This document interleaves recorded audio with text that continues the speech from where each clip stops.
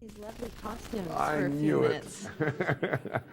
minutes. There's a growing army behind you. But you know that you look good with a ninja hat, don't you? I've got that in my back outlets. Cool. I looked at their questions and they're pretty similar, so. Okay. All right. Ready? Do you want to do this as a double slot? I'll see if I need it, but yeah. How's that for pressure? We'll see how this goes. Rolling. Okay, great. Can you introduce yourself and tell us who your character in this film is? My name is Danny Huston. I play a character called the Colonel in a film called Warrior's Way. And the Colonel is he's a bit of a troublemaker, isn't he? He is. He's a little bit of a troublemaker. He was scarred by Kate Bosworth's character. She threw hot oil on his face. And he now wears a mask to cover his scars. But in a way, she also scarred his heart. And he's obsessed romantically with her and is also seeking some sort of revenge. I know he's not here today, but can you tell us what it was like working with Geoffrey Rush? Geoffrey Rush is just wonderful to work with. He's just so much fun, and he plays the sort of the town drunk, but also we discover the sharp shooter, and he does it with great gusto. And when he becomes the sharpshooter, he wears this beautiful red shirt and becomes quite the dandy. What was your first impression of Kate Bosworth?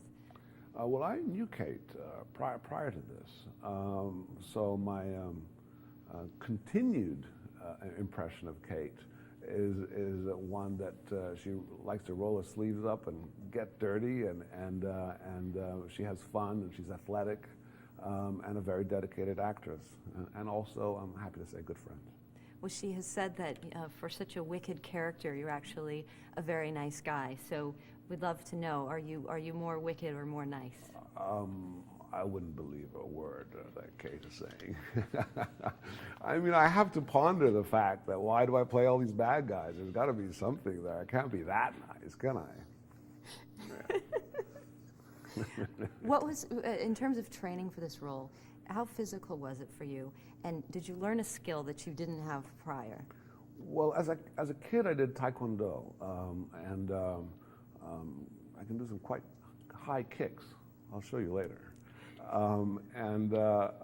So I kind of brought that back a little bit, and it's all about choreography, how you map out the moves, and it becomes a dance. You know, if I'm going to take a swipe with a big sword at Kate's head, I better be sure that she's going to duck. But yet I want to keep the speed going. So there's a lot of trust between the two of us. And it's something that needs to be rehearsed. And when you get it right, it really gets the endorphins kind of going, and you become exhilarated and excited. You're not a stranger to genre movies. What makes this one different? It's a combination of genres. It's a spaghetti western. It's has Fellini-esque magic to it, and it's got ninjas. So it's a kaleidoscope of different films that the filmmaker, Sngmoo Lee, the director, brought them together in a rather spectacular way. I have friends who say, you're working on this movie, it's ninjas and cowboys, and there's nothing better than that. Why are these two sort of iconic groups so, they're so provocative? Well, they kind of belong to our childhood, I believe. They certainly belong to my childhood, where the spaghetti western was something that I loved to watch, as I did kung fu movies. They have clear heroes and villains, but they're not black and white.